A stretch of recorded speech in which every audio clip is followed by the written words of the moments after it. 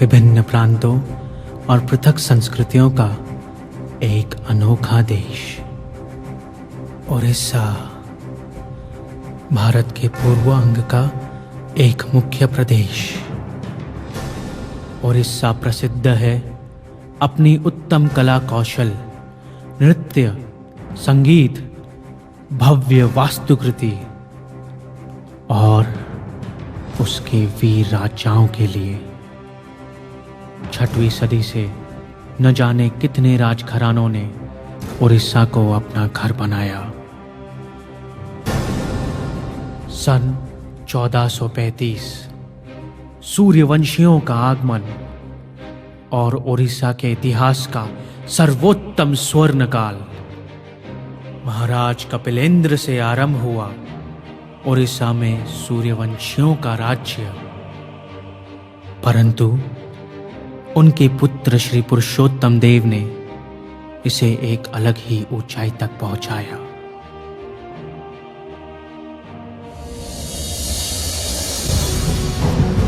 सन 1470 ये वो साल था जब महाराज कपिलेंद्र के अचानक देहांत से उड़ीसा राज्य के पाए डगमगा गए। इस मौके का फायदा उठाकर मुगल सल्तनत के सुल्तान मोहम्मद शाह ने दक्षिण प्रदेश के कंडोपली और राजमहेंद्र की गद्दी पर अपना कब्जा जमाया और विजयनगर के राजा ने गोदावरी के दक्षिणीय क्षेत्र प्राप्त किए।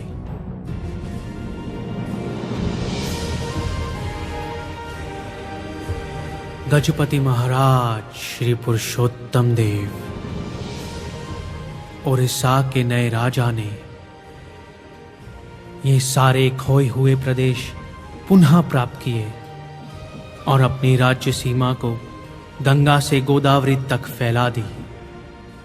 परंतु जन समुदाय के हृदय पर राज करने वाले इस राजा के हृदय पर वास्तव में किसी और का ही राज्य था।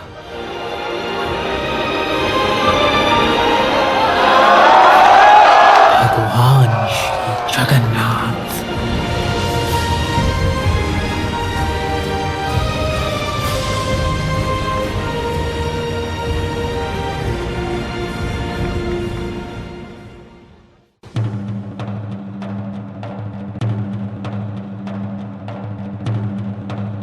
सावधान, होशियार।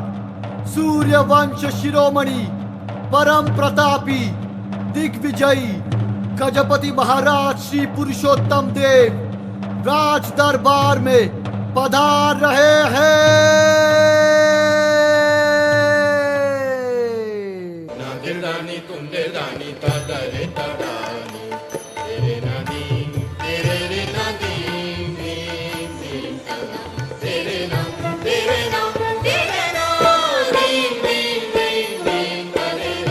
बोलो गजपति महाराज श्री पुरुषोत्तम देव की जय।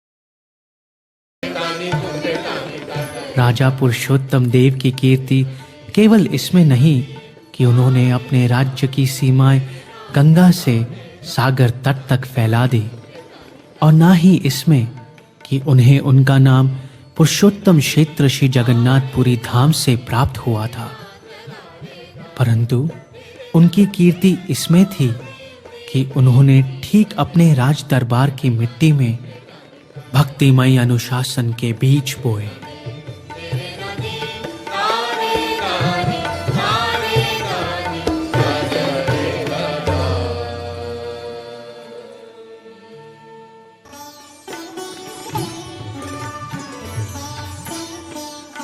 महाराज की जय हो। महाराज, भगवान जगन्नाथ की कृपा से हमारे राज्य की सीमाएं चारों ओर फैल रही है। हमारे राज्य के शासक अपने कार्य के प्रति पूर्णतः समर्पित है। आपकी छत्र छाया में गोधन, ब्राह्मण, बच्चे, बूढ़े तथा स्त्रियां सकुशल तथा मंगलमय है और प्रजाजन आपके अनुशासन से अत्यंत प्रसन्न है।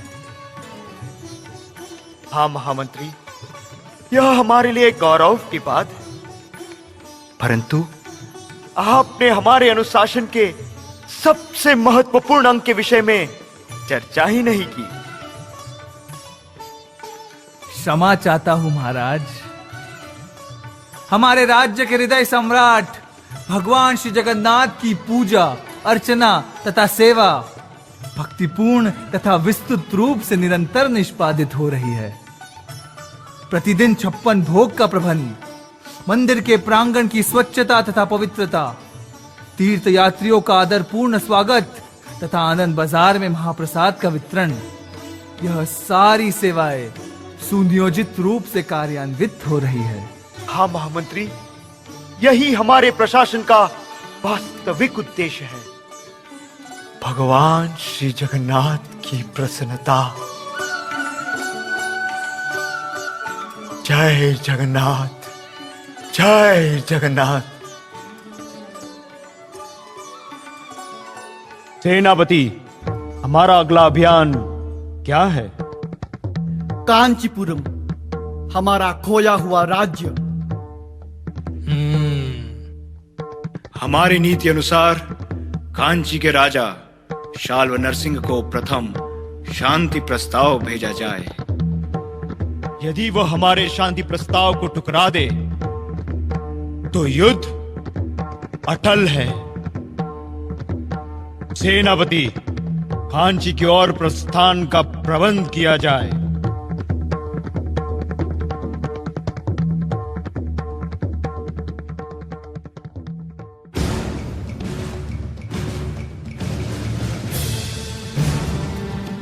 इस तरह महाराज पुरुषोत्तम देव ने अपनी सेना का पड़ाव कांची की सीमा पर स्थित किया। तत्पश्चात एक विशेष राजदूत कांची के राज दरबार में भेजा गया।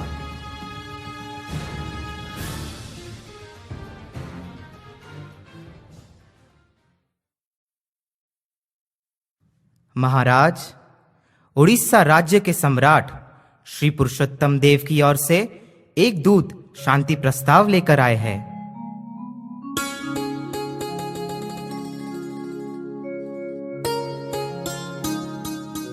महाराज की जय हो। आइए राजदूत, आइए। महाराज पुरुषोत्तम के अनुशासन की कीर्ति विश्व विख्यात है। वे एक महान योद्धा होने के साथ साथ एक आदरणीय राजा भी है। हम उनके अनुशासन से अति प्रभावित हैं। अतएव हे राजदूत, महाराज पुरुषोत्तम के लिए हमारे पास एक ऐसा विशेष प्रस्ताव है जिससे मुझे यह शांति प्रस्ताव स्वीकारने की आवश्यकता ही नहीं। क्षमा चाहता हूं महाराज, परंतु ऐसा क्या अनोखा प्रस्ताव है जो शांति प्रस्ताव से भी विशेष है? इस प्रस्ताव का अनावरण मैं महाराज पुरुषोत्तम से ही करना उचित समझता हूं। जैसी आपकी आज्ञा महाराज।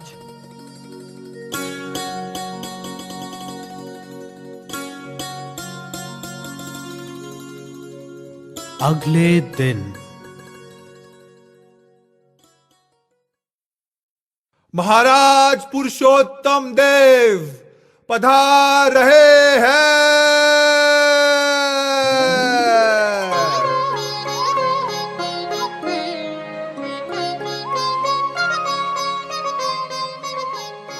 सुस्वागतम महाराज, सुस्वागतम।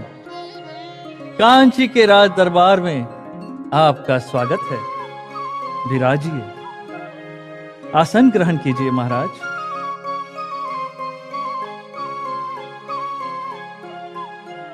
आपके आगमन से हम अति प्रसन्न हुए हैं। आपकी कीर्ति के नगाड़े हमारे कर्णरंध्रों में काफी समय से गूंज रहे हैं और आज हमें आपको प्रत्यक्ष मिलने का सौभाग्य प्राप्त हो ही गया। इन स्तुति सुमनों से हमें सम्मानित करने के लिए हम आपके आभारी हैं, परंतु हम आपके प्रस्ताव के विषय में जानने के अधिक इच्छुक हैं। आपका स्पष्ट वक्तव्य सराहने योग्य है महाराज। आपके शांति प्रस्ताव से भी बढ़कर मेरे पास एक ऐसा प्रस्ताव है कि जो दो राज्यों का केवल गौरव ही नहीं बढ़ाएगा, परंतु दो परिवारों के बीच निकटतम संबंध भी प्रस्थापित करेगा।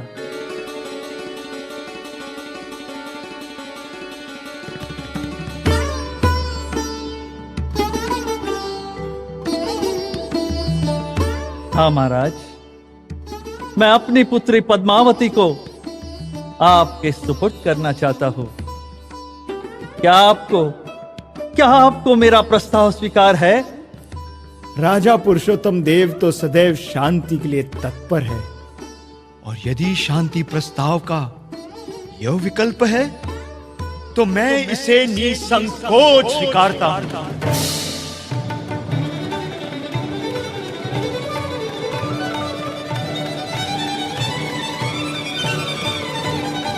बोलो गजपति महाराज श्री पुरुषोत्तम देव की जय। महामंत्री, विवाह की तैयारियां धूमधाम से आरंभ की जाए। राजपुरोहित के परामर्श से शीघ्र अतिशीघ्र विवाह का शुभ मुहूर्त तय किया जाए।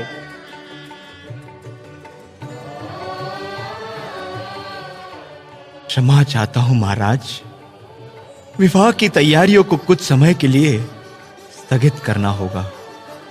कुछ ही दिनों में हमारे इष्ट देव भगवान श्री जगन्नाथ के रथ यात्रा का महामहोत्सव है।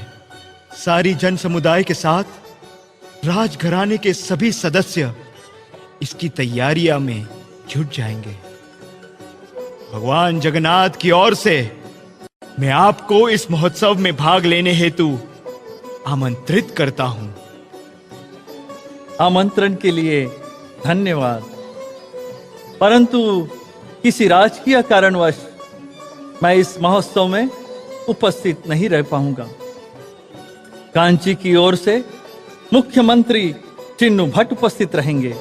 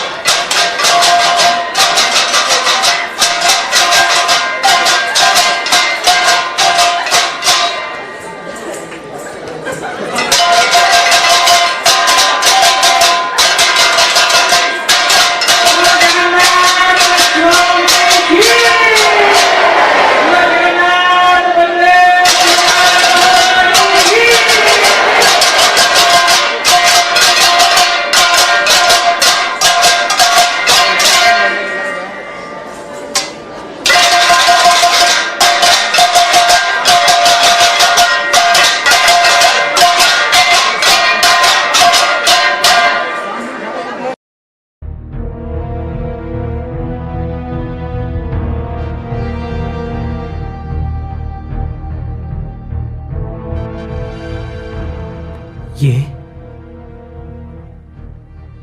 मैं क्या देख रहा हूं? क्या मेरे नेत्र मुझे धोखा दे रहे हैं? उड़ीसा के राजा पुरुषोत्तम देव एक भंगी का कार्य कर रहे हैं? मुझे मेरे नेत्रों पर विश्वास ही नहीं हो रहा कि कोई प्रतिष्ठित राजा ऐसा तुच्छ कार्य भी कर सकता है। नहीं, मुझे तुरंत ही राजा शाल्वनर सिंह को इसकी सूचना देनी होगी।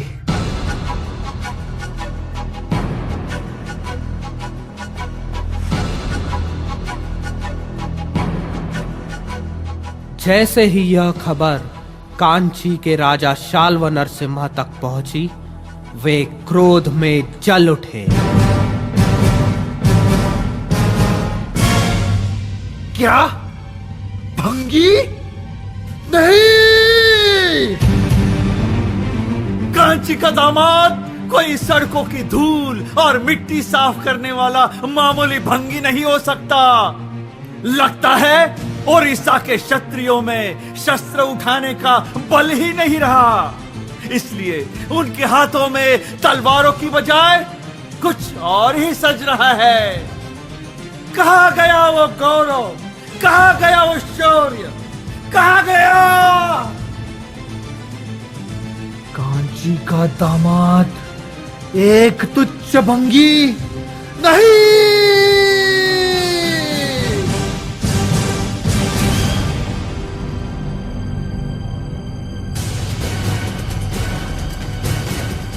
कांची नरेश का यह दुस्साहस, इस प्रस्ताव को ठुकराकर उन्होंने मेरा नहीं स्वयं जगन्नाथ का अपमान किया है, और मैं यह कदापि सहन नहीं करूंगा। विश्व साक्षी होगा कि जो हाथ जगन्नाथ की सेवा में लगते हैं, वही हाथ अपराधियों के सर कलम करने की भी क्षमता रखते हैं।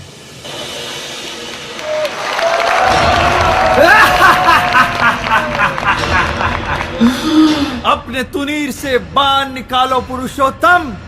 तुम्हारे शब्दों के बाणों का इस रणभूमि में क्या काम?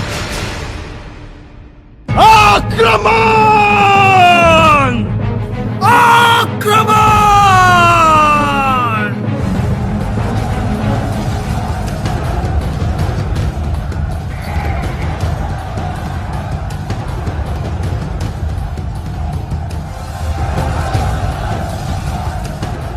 एक घमासान युद्ध आरंभ हुआ। राजा पुरुषोत्तम देव की विजय मानो निश्चित ही लग रही थी, परंतु भाग्य ने कुछ ऐसी करवट बदली कि कांची ने ओडिशा की दुगनी विशाल तथा शक्तिशाली सेना को परास्त कर दिया।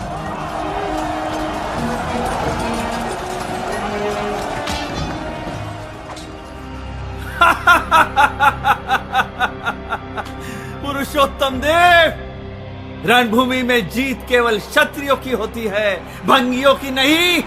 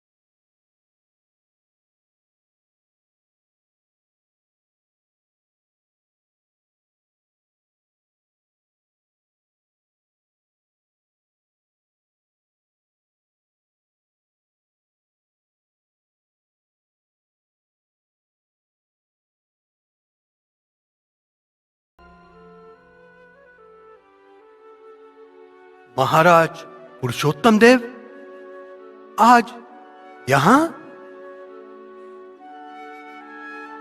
प्रणाम मुनिवर। आपका परिचय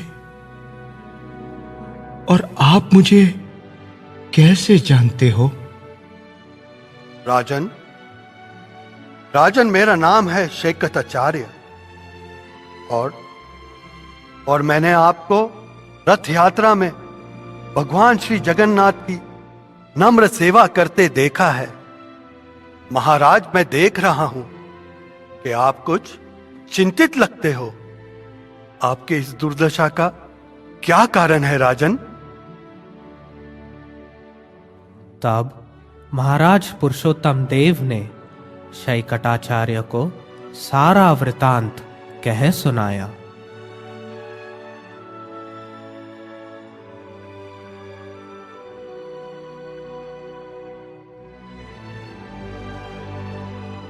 हे राजन, मैं आपकी व्यथा का कारण समझ सकता हूं, परंतु क्या आपने एक बात पर विचार किया है?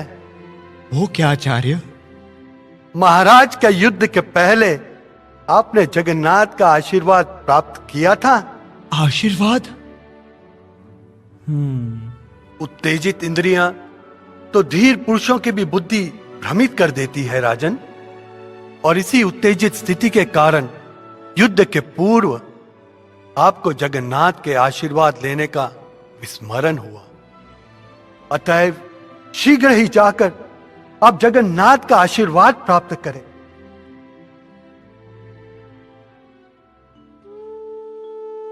इसके पश्चात तुरंत ही महाराज पुरुषोत्तम देव पुरी में जगन्नाथ मंदिर जा पहुंचे। हृदय में पश्चाताप का सागर और नेत्रों में अश्रुओं की धारा। यह थी श्री जगन्नाथ के समक्ष महाराज पुरुषोत्तम देव की स्थिति।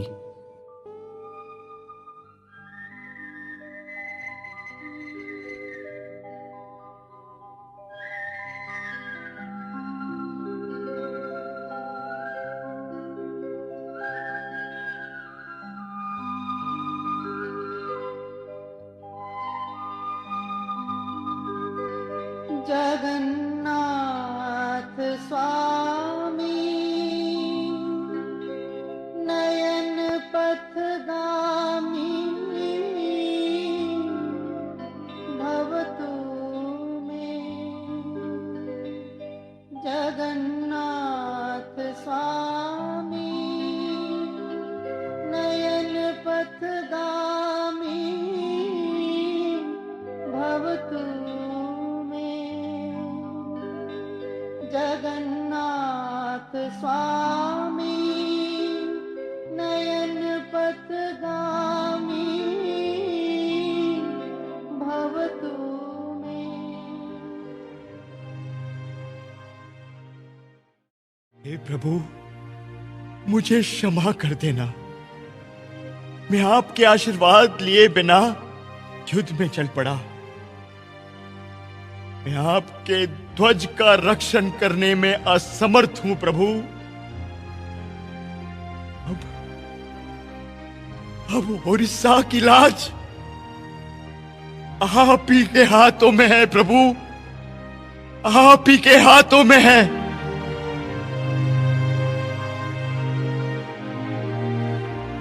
हे राजन, तुम निश्चिंत रहो। ऐसी छोटी सी बात के लिए आप विचलित ना हो। जाओ और अपनी सेना को संगठित करो। इस बार हम दोनों भी आपके साथ ही युद्ध में भाग लेंगे। यह जंग अब दो राज्यों के बीच नहीं रही। यह जंग है अब मेरी और कांची की।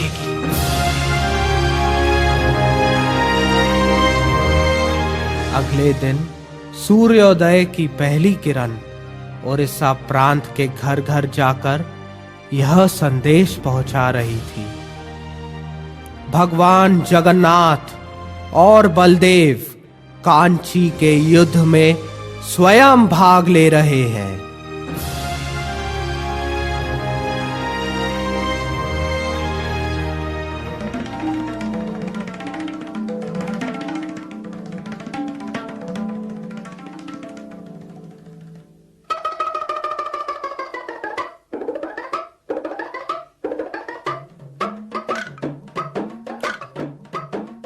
ए सुनो सुनो सुनो सुनो, तुम सब सुनो। क्या सुनो? ए घोष बाबू, तुमने भी सुना क्या? ना, क्या हुआ? ओ राय बाबू, तुमने सुना क्या? ना। ओ गांगुली दादा, आपने भी नहीं सुना? ना बाबू।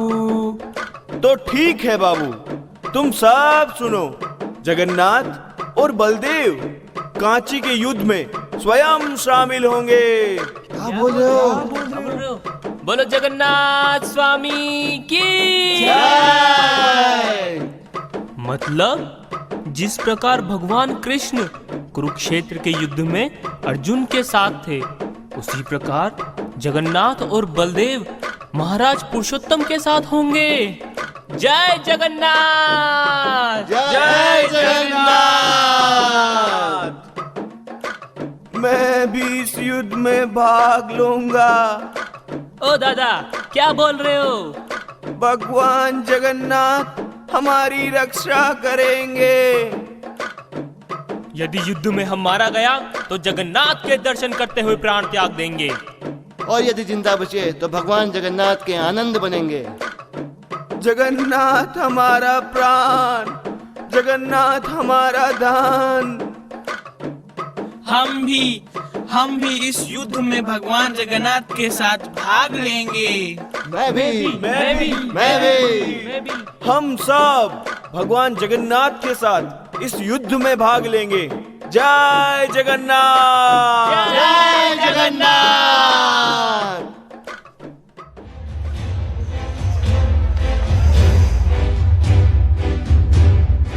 इस प्रकार सारा जन समुदाय इस अनोखे युद्ध में शामिल हो गया।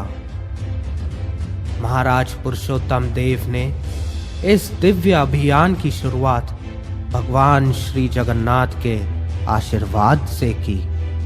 सामान्य प्रजाजन और कुछ ही सैनिकों के साथ महाराज पुरुषोत्तम देव युद्ध के लिए निकल तो पड़े, परंतु फिर भी उनके मन में एक संदेह था।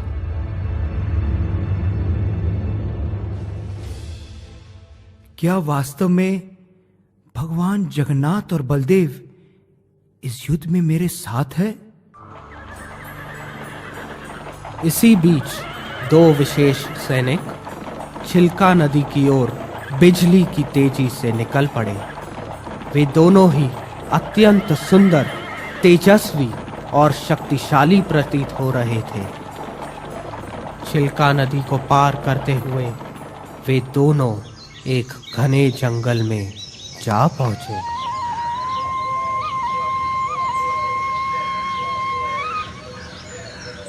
दाऊ जी, हम अपनी सेना को काफी पीछे छोड़ आए हैं। तुम इस युद्ध के लिए काफी आतुर और गंभीर प्रतीत होते हो माधव। क्यों ना हो? आखिरकार यह प्रश्न मेरे मान और गौरव का नहीं है, परंतु यह मेरे प्रिय भक्त महाराज पुरुषोत्तम का है। मैं भी क्या करूं दाऊ, मेरे भक्तों के प्रेम से मैं ऐसा बंधा हुआ हूं कि उनके प्रति किए गए अपराधों को मैं सहन ही नहीं कर सकता।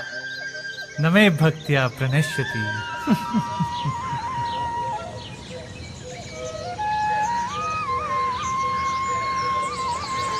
दाऊ जी, मुझे बड़ी प्यास लगी है। चलो इस माता से पूछते हैं। माते, क्या आपके पास छाछ है? है। तुम्हें कितनी चाहिए? आपके पास जितनी भी है सारी दे दीजिए।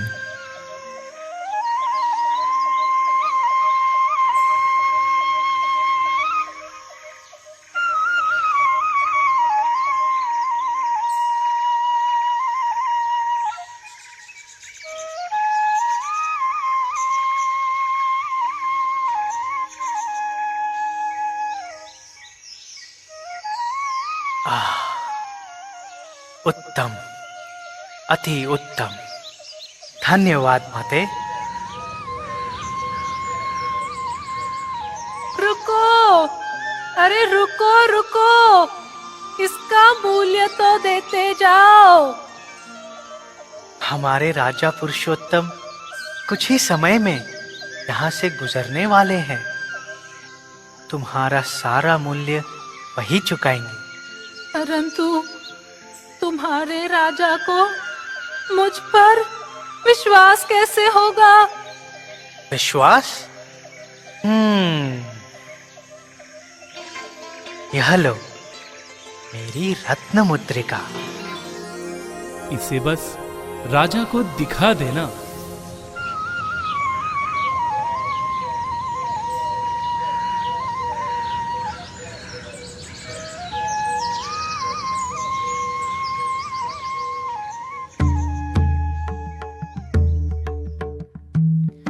रुकिए महाराज, रुकिए।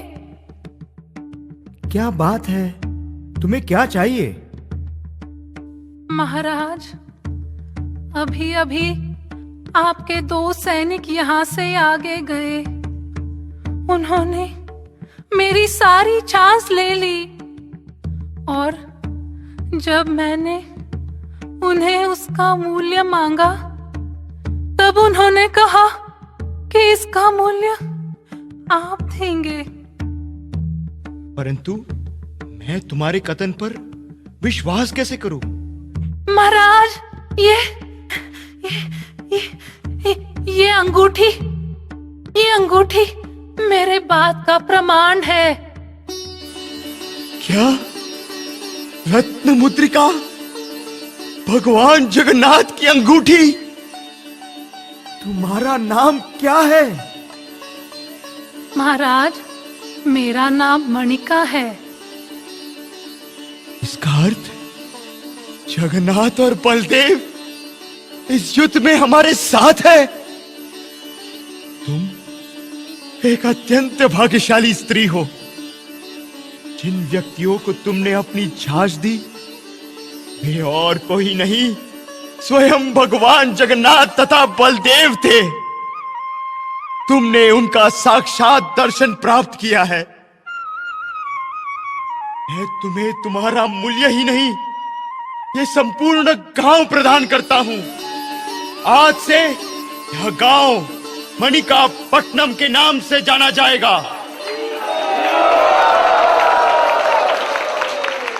इस प्रकार महाराज पुरुषोत्तम देव को यह आश्वासन हुआ कि स्वयं श्री जगन्नाथ और बलदेव इस युद्ध में उनके साथ सहभागी है। युद्ध में जगन्नाथ और बलदेव के सहयोग से महाराज पुरुषोत्तम देव ने कांची के राजा शाल्व नरसिंह को पूर्णतया परास्त कर दिया और कांची नरेश की पुत्री राजकुमारी पद्मावती को अपने साथ ओडिशा राज्य ले आए। बोलो गजपति महाराज श्री पुरुषोत्तम देव की जय। महाराज, कांची का प्रांत अब उड़ीसा राज्य में जुड़ गया है और साथ ही कांची नरेश की अनुमति से उनकी पुत्री पद्मावती को आपके सुपुर्द किया जाता है। नहीं महामंत्री, मैं इसके साथ विवाह नहीं कर सकता, क्योंकि इसके पिता ने साक्षात भगवान जगन्नाथ का अपमान किया है और क्योंकि इनके पिता श्री भंगियों के इतने खिलाफ है, मैं तुम्हें आदेश देता हूं कि इसका विवाह हमारे राज्य के सबसे गुणवान भंगी के साथ किया जाए। इस प्रकार राजा पुरुषोत्तम देव ने कांची की राजकुमारी पद्मावती के विवाह का प्रस्ताव अस्वीकार किया। उन्होंने राजकुमारी पद्मावती के विवाह का उत्तरदायित्व अपने महामंत्री पर सौंप दिया। 1 साल बीत गया, परंतु फिर भी महामंत्री से राजा पुरुषोत्तम देव की आज्ञा का पालन नहीं हुआ। और फिर आया रथ यात्रा का त्योहार। फिर से महाराज पुरुषोत्तम देव भगवान जगन्नाथ के रथ के समक्ष अपनी प्रिय सेवा निष्पादित कर रहे थे।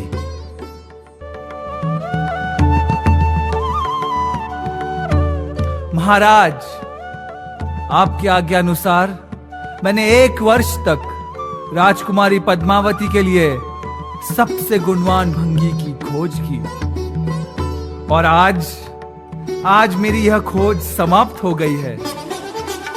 आज आपकी आज्ञा का पालन होने जा रहा है महाराज।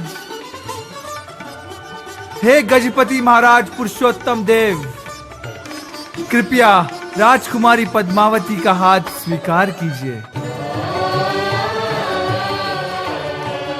यह थे गजपति महाराज श्री पुरुषोत्तम देव। एक संतुष्ट प्रजा की रचना और एक आदर्श राज्य की निर्मिति के साथ ही उन्होंने ओडिशा में भक्तिमय अनुशासन के बीज बोए। परंतु उनके जीवन की चरम सीमा तो इसमें थी कि इस भक्तिमय परंपरा का बीज उन्होंने अपने पुत्र के हृदय में प्रस्थापित किया।